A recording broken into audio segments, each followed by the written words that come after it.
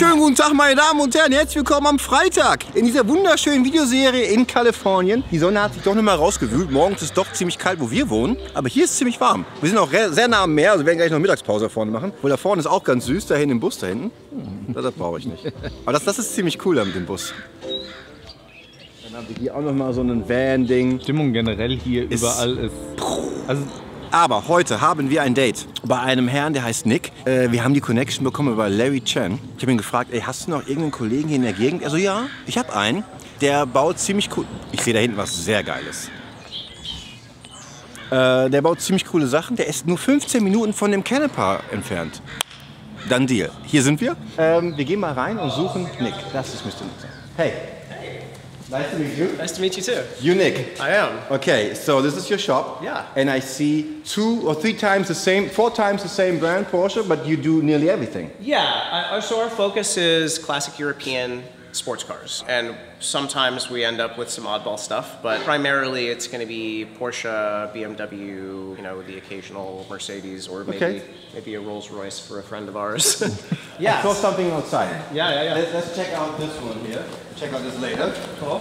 Yeah, this actually is our lead mechanic's car. This is, he's a big Volvo guy, so he has a collection of these things. And he uses this for road rallies. So a lot of the specific work that we do is supporting local drivers here in the Bay Area. We have a group of guys that we do like 3 or 4 day driving events with a few times a year. So road rally? Yeah, we call them rallies. Explain it exactly. What does it mean? So we'll take... Is it an event or is it just driving for yourself? Well, so our buddies who have a podcast and an event group called Driving While Awesome, they organize these events, but there's some other ones. It's a really popular sort of pastime for driving enthusiasts here in California because we have so many great roads. But in the format is basically put it out on the calendar a few months in advance. Everyone has an opportunity to get their cars prepped, and then it's depending on the event, sort of open roads. 1,000 to 1,500 miles of planned driving with a couple days stops. So we'll drive from here up into the Sierra Nevada mountains and hit just, you know, 1,000+ miles of California back roads over the course of 3 or 4 days. And speed-wise? A lot of the roads are really technical. So, I mean, if you've had a chance to drive down in LA, some of the canyon roads down there, like Angeles Crest. What's the name again? This road that everybody drives? Angeles Crest. Yeah. It's great. Yeah. But so those roads tend to be a little open and faster. The stuff that we select for our routes are tighter, narrower. And the cops, and they're cool with it?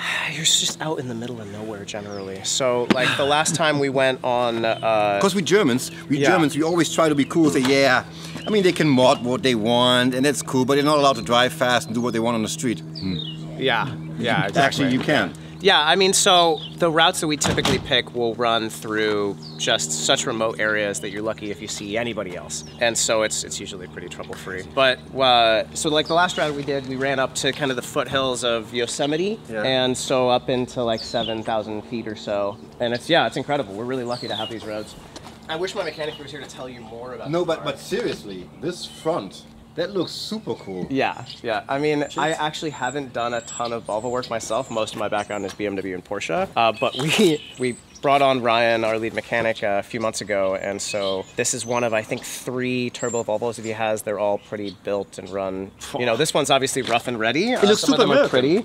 And I saw this from the side. This is not the correct engine. No, it's not. So this is a E30 that we're swapping a K24 into for K24. Another one of our buddies. See, he has a R33 GTR as well that he's been driving on events recently because this has been down. But this will be his sort of default rally car. I mean, what's impressive is how far you were able to get the engine back. Yes, and actually we're going to move it forward a little bit. So I want it to be a little bit more serviceable. There's some sensors in the back of the head, and this is kind of touching the firewall pad. Yeah, so we just 3D scanned this engine bay, and our designer just finished the CAD on the new mounts we're going to do. So we'll do some mounts that move that forward about 20 extra mil, and then we'll make some alterations to the shifter to accommodate that. But yeah, this is something that people started doing a few years ago. So like it's a cheaper way. Yeah, bell housing adapter is turnkey, and it's a pretty straightforward swap. So yeah, I will always talk in German a little bit then. Was wirklich geil ist, also du willst einen E30 meistens haben, dann willst du irgendwie einen M3-Motor drin haben, der hochdreht und macht und tut und alles viel Power hat und viel teuer kostet und viel Wartung hat und all das. Stattdessen könntest du einfach einen Honda-Motor nehmen, hämmerst den mit dem Adapter an das Original Gearbox, right? Ja. An das originale Getriebe. Ja.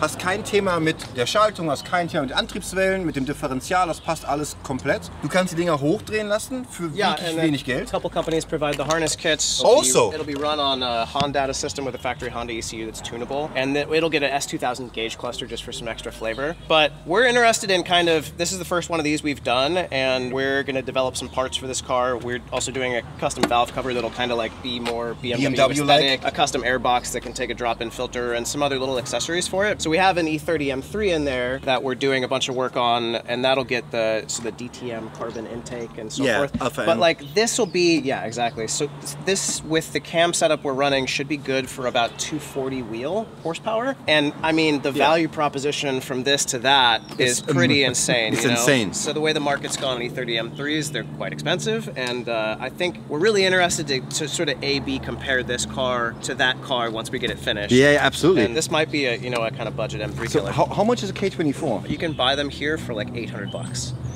Let me think. Also ich glaube, dass du das in Deutschland zugelassen bekommst, weil du die Abgasnorm massiv verbesserst. Ich sehe keinerlei Problematik mit irgendetwas schneiden, irgendetwas sägen oder sowas. Was ist mit der Leistung? What was the highest power in an E30 that was stock? I think the M3 Evo, one of the 2.5 liter variants might have sort of touched this power level around 250. Yeah. Das heißt, because we are allowed in Germany to go, I think 30% over the highest stock chassis power. 40? Yeah. 40% higher than the highest stock chassis power. So this would be, I think, something that's viable. That would be in Germany. I think you could get it on the road. As Americans, well, we, when we're looking at components, especially like wheels and things like that, we look for stuff that's TÜV approved because you guys have such rigorous standards. ACT wheels. Yeah, those do not fit off the shelf. That's running some adapters to make that happen. Yeah, I see that. No, these wheels have a special story with me. Art will love the fact that you picked those wheels out because he's a big wheel nerd, and so nobody knows them really. Yeah, people don't know them. ACT wheels, and we have the center caps as well. They're just off. Yeah, nice. So how many shops like this are in America? In California, because a lot, I think. Yeah, I mean. And you guys busy, right? Yeah, we stay busy.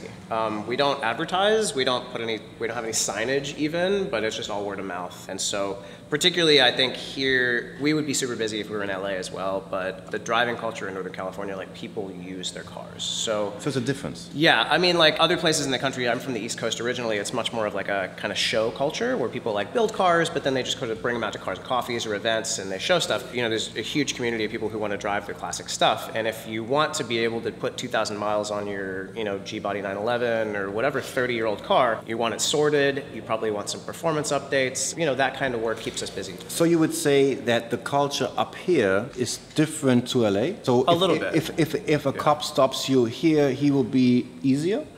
Maybe not. I mean, so the thing is, like in LA, the traffic is so gnarly that you need to, it's a little bit of a commitment for most people to get out and drive. It takes an hour plus to get out to the good roads, right? Here, 10 minutes up the street, and we could go for 3 hours just in beautiful back roads, corners, very little traffic. And so the locale really creates is vital to the culture, right? It would be very different if you picked this scene up and put it somewhere else. Yeah, got it. So, and then really, if you want to get crazy, you can go all the way from here to Washington State up the coast, and it's just great roads all the way. So yeah, so pretty much all of the cars in here, with the exception of that 85 911 in the back and the Hot Rod and the Chevelle, those are here for storage and don't move too much. But most of the projects that we're working on in the shop are built for purpose, sports modified, back road drivers. So this car is in for all the mechanical service, and then, like I said, the Alpha N system and the DTM airbox. So we've got everything apart, replacing all of the power steering hoses, all of the coolant lines, doing all that stuff, all the preventative maintenance to make sure it's reliable, and then putting an Alpha N kit on, and also a full coilover setup. And this will get the same sort of corner balance and sport alignment that we do on the first thing that you see is how high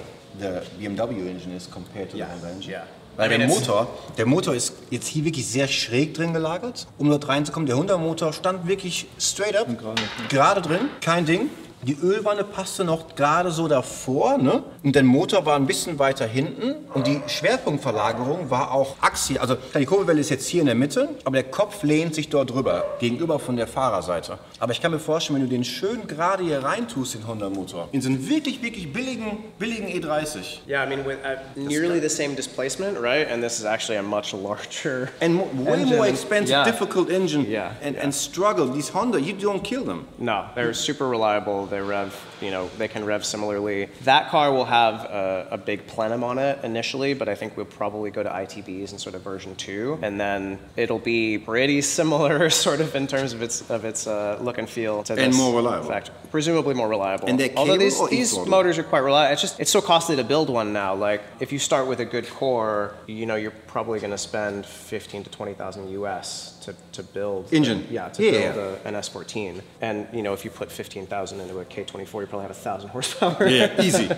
So this is not an original No, car. this is a replica. Also another like local driving enthusiast guy. He bought this thing on Bring a Trailer and manufactured by a company, I think based in Arizona in 2016. So it's not a kit, but as you're probably aware, most custom scratch-built cars have a lot of teething. And so he bought the car expecting it to be turnkey. No. We've since put an entirely new engine management system on it. We had the motor out and disassembled to clean some stuff up. We've gone to a crank trigger ignition, and now I'm working on the chassis wiring. But there are many of these kits. Totally. So what would you say do I have to spend for an okay car here in California? This, I think, kits. Probably, I mean, something assembled, a decent quality is probably something like 60 or 70K. It's still cheap in Germany then? Yeah, probably. Yeah. Okay. I think this car traded for about that when he bought it. In that condition? Obviously then, yeah. Not running? Well, it was running, but so these Type 1 motors, you know, you can't spin them with the distributor out. That intermediate shaft that connects the cam and crank gear, it'll ride up and basically eat a brass gear on the top of the motor if you spin it. So this thing, because the motor's essentially solid mounted, the guy bought it, he drove it for a little while, it buzzed the distributor loose and the thing popped out one day on him. And so then it was motor out, clean everything out. Fortunately, there was no damage because it's just brass. But then at that point, it was like, well, I don't want to put a distributor back on the car. So it's now got micro squirt with a crank trigger, and we're working on some of that stuff. As well as cable shifter conversion. You know, a lot of these, they run it. I just want to talk about it, weil das ist wirklich eine ganz schöne Lösung. Die Schaltlösung hier mit dem CNC gefrästen Kopf hinten auf dem originalen Getriebe finde ich ganz schön gemacht. Das ist alles hier gefräst und halt mit den Kabeln hier an der Seite durch. Das heißt, das Schaltgefühl bei dem Auto wird ziemlich geil sein. Finde ich auch ein sehr geiles Projekt. Ein super cooles Ding. Aber hier muss man so einen alten Motor, finde ich, drin fahren. So what engine is that originally? Because the heads, they look pretty fancy. So those are just valve covers. Caps, right? Yeah, just valve covers. This is, I believe, built to 2.3 liter, but a standard Volkswagen Type 1. Okay. You can pick these up. I think this motor came from CB Performance originally, but there's a bunch of people that build them. You know, this makes really good power, given that it's so light. It's a little bit of a handful, particularly with the, you know, with the old school rear end. But yeah, the cable shifter was another massive improvement because that 6 foot long linkage that they had originally had just no feel.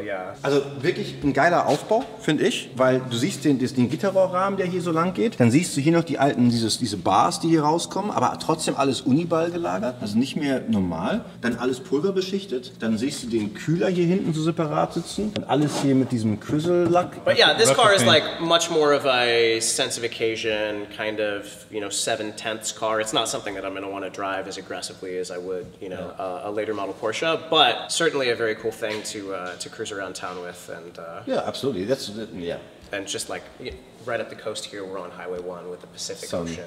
Awesome. Yeah, give me the idea of what I don't have in Germany. The reason why we came is a car outside. Also jetzt wird's krass. Ein Auto, was in der Speckliste beim Vorlesen, wo Larry mir das geschickt hat, ich es nicht ganz glauben konnte, weil es wirklich krass ist.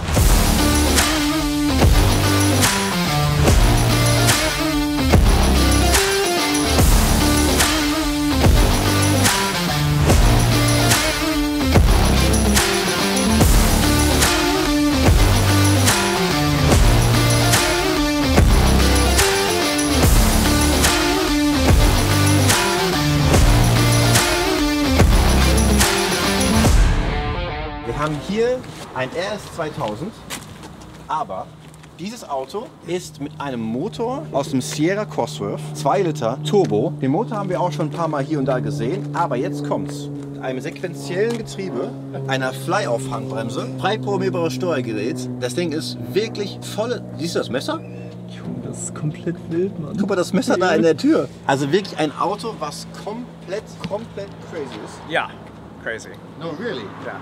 What's about the knife in the door? That's just a little bit of flair. Our friend Ali, the owner. Australian? No, he's Persian, but he really likes to dress up his cars with funny little accessories, and so this was one of them. Is this funny? It's it's like the I think the notion is that it's a car that's intended to do sort of point-to-point rallies like the Carrera Panamericana, or something where you might be quite remote and maybe there's some brush that you need to hack through that's on the trail. Got it. But yeah, so this car, we didn't do this build. It was done by a guy over the hill named Marcus Fry, but it came to us for kind of the last 10%. Over the last few months, we've deleted all the factory chassis wiring. It was all just a rat's nest of old stuff. Put in the CarTech PDM. The next phase will be standalone engine management with a Link ECU. It's actually running the stock Morelli Cosworth YB setup. So one of the cool things about these Cosworth motors is the way they produced these cars in period. Cosworth supplied the engine complete with its harness and engine management. So it's something I actually learned in working on this car. It has a Morelli IAW ECU. It's the same ECU that Ferrari used on the 288 GTOs. But two.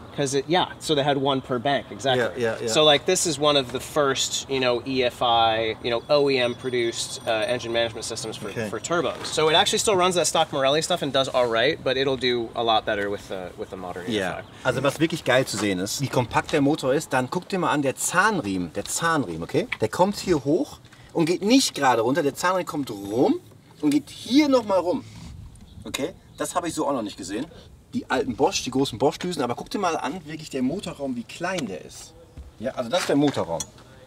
Ja, das ist der ganze Motorraum. Dann von Dom zu Dom, ja, das ist auch nicht wirklich viel. Also es ist sehr tight. This car is running, right? Yep, runs and drives. And this is street legal? Yeah.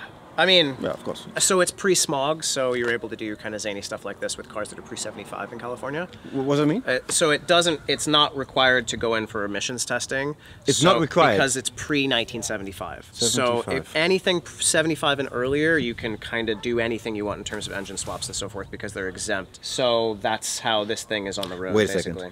So if the chassis is 475, yep, I can put in an engine from 2023. You can do anything you want. Yeah. If it's later than 75. Power-wise, I can put in a chassis that had originally 100 HP. I can put in 1,000 HP engine. No restrictions on that. Not at all. It's all about emissions essentially. So, like if you're anything post 75, if you do a swap, you'll need to go to the officials and present it, and it needs to be swapped in with all of the factory emissions equipment.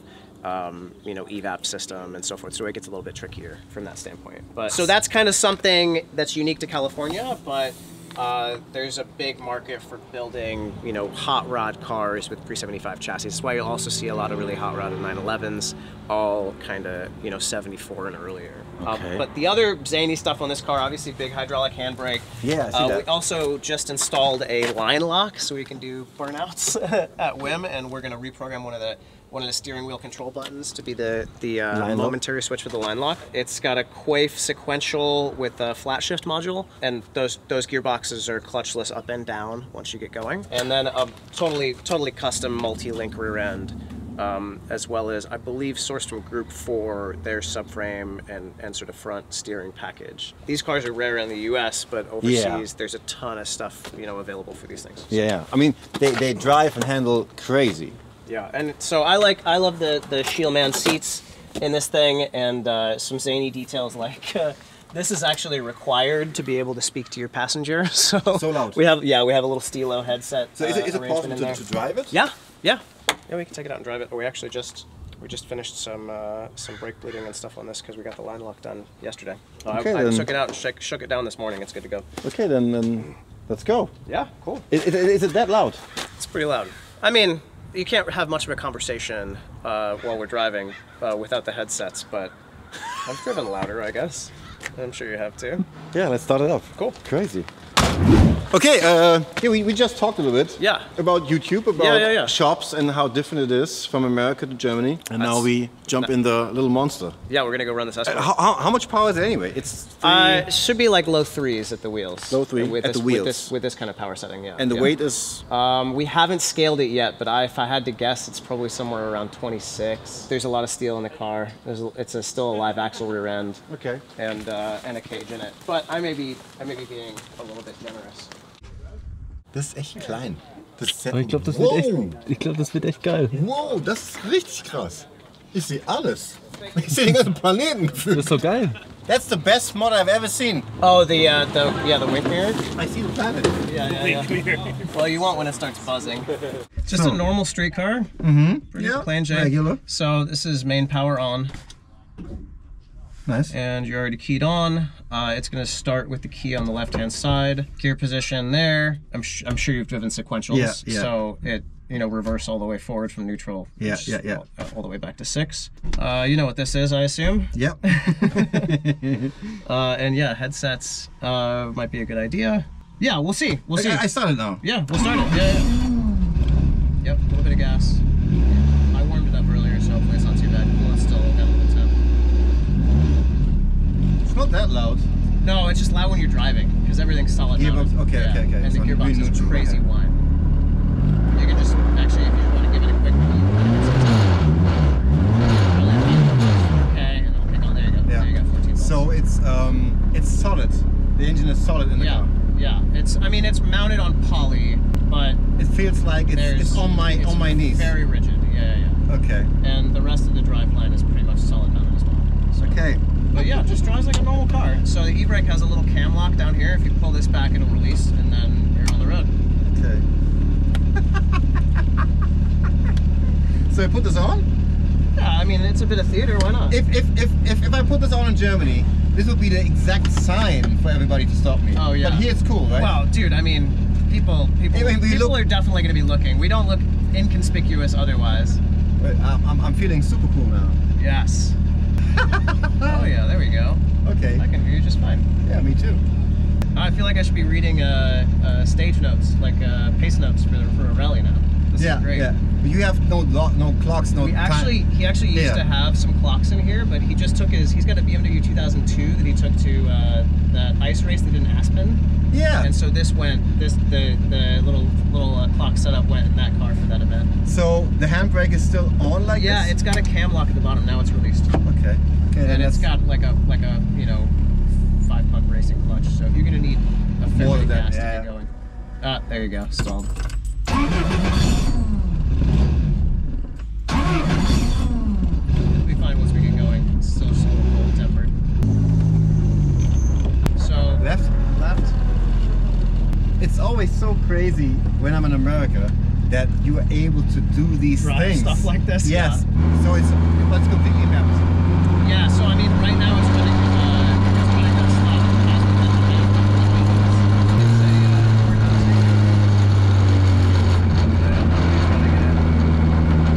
I'm sure it's either on. There you go.